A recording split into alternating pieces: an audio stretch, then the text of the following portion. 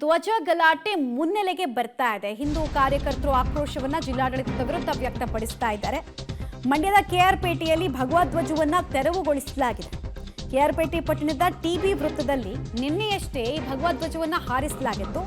ಪುರಸಭೆ ಅಧಿಕಾರಿಗಳು ಬಂದು ಧ್ವಜ ಇಳಿಸೋ ಕೆಲಸವನ್ನು ಮಾಡಿದ್ದಾರೆ. ಇದು ಹಿಂದೂ ಕಾರ್ಯಕರ್ತರ ಕಣ್ಣನ್ನ ಕೆಂಪಗಾಗಿಸಿದೆ. ಧ್ವಜಗಳ ಜೊತೆಗೆ ಕೆಂಪೇಗೌಡ, ಅಂಬೇಡ್ಕರ್, ಬಸವಣ್ಣ ಅವರ ಫ್ಲೆಕ್ಸ್ಗಳನ್ನ ಕೂಡ ತೆರವುಗೊಳಿಸಿದ್ದಾರೆ ಅಧಿಕಾರಿಗಳ ವಿರುದ್ಧ. ಈ ಹಿನ್ನೆಲೆಯಲ್ಲಿ ಹಿಂದೂ ಕಾರ್ಯಕರ್ತರು ಆಕ್ರೋಶವನ್ನು ವ್ಯಕ್ತಪಡಿಸಿದ್ದಾರೆ ಹಾಗೂ ಧರಣಿ ಮಾಡೋದ್ರ ಮೂಲಕ ಪ್ರತಿಭಟನೆಯ ಹಾದಿಯನ್ನು ಕೂಡ ತುಳಿದಿದ್ದಾರೆ.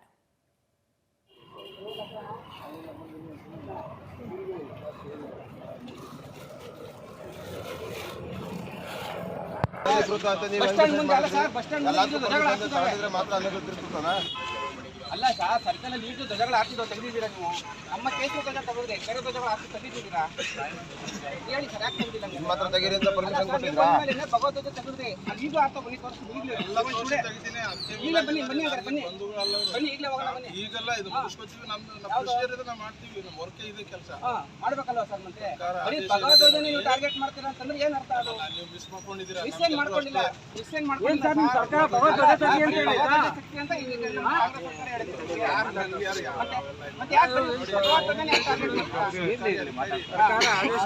ಹಲವಾರು ದಶಕಗಳಿಂದ ಪ್ರವಾಸಿ ಮಂದಿರ ಸರ್ಕಲ್ನಲ್ಲಿ ಹಾಕಿದಂತಹ ಮಹಾನ್ ಭಗವಧ್ವಜವನ್ನು ಅಧಿಕಾರಿಗಳು ಏಕಾಏಕಿ ತೆಗೆದಿದ್ದು ಈ ರಾಜ್ಯ ಸರ್ಕಾರ ಹಿಂದೂ ವಿರುದ್ಧ ನಡೆಯದೇ ಒಂದು ಕೆಲಸ ಅಂತ ತೋರಿಸಿದರೆ, ಇತ್ತೀಚೆಗಷ್ಟೇ ಕೆರಗೋಟಲ್ಲಿ ಟಿಬಿ ಸರ್ಕಲ್ನಲ್ಲಿ ಏನು ಭಗವಧ್ವಜ ಸಮೇತವಾಗಿ ಎಲ್ಲ ಜನಾಂಗದ ಮಾನವೀಯ ಫೋಟೋ ಸಮೇತ ಇದ್ದಂಥ ಭಗವಧ್ವಜವನ್ನು ಡಾಕ್ಟರ್ ಅಂಬೇಡ್ಕರ್ ಅವರ ಸಂವಿಧಾನ ಶಿಲ್ಪಿ ಅಂಬೇಡ್ಕರ್ ಅವ್ರ ಫೋಟೋ ಇತ್ತು, ಜಗಜ್ಯೋತಿ ಬಸವಣ್ಣವ್ರ ಫೋಟೋ ಇತ್ತು, ವಚನಕಾರರ ಫೋಟೋ ಇತ್ತು, ಕೆಂಪೇಗೌಡರ ಫೋಟೋ ಇತ್ತು, ಸಂಗೊಳ್ಳಿ ರಾಯಣ್ಣವ್ರ ಫೋಟೋ ಇತ್ತು. ಈ ಎಲ್ಲ ಜನಾಂಗದ ಮಾನವೀಯರ ಫೋಟೋ ಇದ್ದಂಥ ಒಂದು ಭವ್ಯವಾದ ಒಂದು ಭಗವಧ್ವಜ ಸಮೇತವಾಗಿದ್ದದ್ದು ಒಂದು ಭಾವಚಿತ್ರದ ಒಂದು ಸ್ಟ್ರಕ್ಚರ್ನ ಇವರು ಹಾಳು ಮಾಡಿ ತಗೊಂಡೋಗಿ ಕೆಳಕ್ಕೆ ಹಸ್ತು ಇದನ್ನು ಕಸದ ವ್ಯಾನಲ್ಲಿ ತುಂಬ್ಕೊಂಡು ಹೋಗೋದು ಟ್ರೈ ಮಾಡ್ತಾರೆ.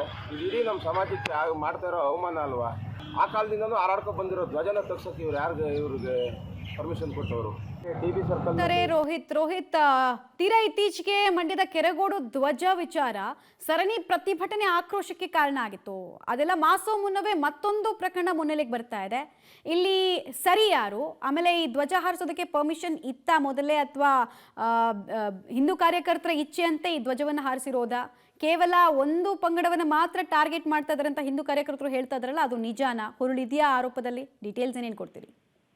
ಮಮತಾ, ಇಲ್ಲಿ ಕೆಆರ್ಪೇಟೆ ವಿಚಾರದಲ್ಲಿ ಗಮನಿಸಬೇಕಾದಂತಂದ್ರೆ ಎರಡು ಕಡೆ ಏನು ಭಗವಧ್ವಜ ಇದೆ ಅಂದ್ರೆ ಸುಮಾರು 20-40 ವರ್ಷಗಳ ಹಿಂದೆಯಿಂದಲೂ ಕೂಡ ಕೆಆರ್ಪೇಟೆಯ ಬಸ್ ಸ್ಟ್ಯಾಂಡ್ ನಲ್ಲಿ ಒಂದು ಬೃಹತ್ ಧ್ವಜಸ್ತಂಭದಲ್ಲಿ ಅಲ್ಲಿ ಒಂದು ದೊಡ್ಡ ಭಗವಧ್ವಜ ಹಾರಾಡ್ತಾ ಇರುವಂತದ್ದು. ಅದೇ ನಿಟ್ಟಿನಲ್ಲಿ ಇದೀಗ ಕೆಲ ವರ್ಷಗಳ ಹಿಂದೆ ಅಷ್ಟೇ ಕೂಡ ಏನು ಕೆಆರ್ಪೇಟೆಯ ಟಿಬಿ ಸರ್ಕಲ್ ನಲ್ಲಿ ಒಂದು ಧ್ವಜವನ್ನ ಹಾಕ್ಲಾಗಿತ್ತು. ಆದ್ರೆ ಕೆಲ ತಿಂಗಳ ಹಿಂದೆ ಆ ಒಂದು ಧ್ವಜವನ್ನ ಪುರಸಭೆ ಇಲಾಖೆಯ ಅಧಿಕಾರಿಗಳು ತೆರವು ಮಾಡಿದ್ರು. ಯಾಕಂದ್ರೆ ಒಂದು ಪೊಲೀಸ್ ಚೌಕಿ ಅಲ್ಲಿತ್ತು. ಆ ನಿಟ್ಟಿನಲ್ಲಿ ಅಲ್ಲಿ ಯಾರು ಕೂಡ ಹಾಕ್ಬಾರ್ದು ಅನ್ನೋ ನಿಟ್ಟಿನಲ್ಲಿ ಒಂದು ಆದೇಶವನ್ನು ಹೊರಡಿಸಿದ್ರು. ಜೊತೆಗೆ ಇತರ ಸಂಘಟನೆಗಳು ಕೂಡ ನಮ್ಮ ಧ್ವಜವನ್ನ ಹಾಕೊಳ್ತೀವಿ ಅಂತೇಳಿ ಪುರಸಭೆಯವರಿಗೆ ಒತ್ತಡ ಹಾಕಿದ ಹಿನ್ನೆಲೆಯಲ್ಲಿ ಅಲ್ಲಿದ್ದಂತಹ ಒಂದು ಧ್ವಜವನ್ನ ಅಂದ್ರೆ ಭಗವಧ್ವಜವನ್ನ ತೆರವು ಮಾಡ್ತಾರೆ. ಇದೀಗ ನಿನ್ನೆ ಅಷ್ಟೇ ಕೂಡ ಒಂದು ಭಗವಧ್ವಜನ ಹಾಕಿ ಜೊತೆಗೆ ಮಹನೀಯರ ಫೋಟೋ ಅಂದ್ರೆ ಡಾಕ್ಟರ್ ಬಿ ಆರ್ ಅಂಬೇಡ್ಕರ್ ಆಗ್ಬೋದು, ಕೆಂಪೇಗೌಡರು, ಸಂಗೊಳ್ಳಿ ರಾಯಣ್ಣ, ಬಸವಣ್ಣ, ವಿಶ್ವಕರ್ಮ ಜನಾಂಗಕ್ಕೆ ಸೇರಿದಂತಹ ಹಲವು ಒಂದು ಮಹನೀಯರ ಫೋಟೋವನ್ನ ಹಾಕ್ಲಾಗಿತ್ತು.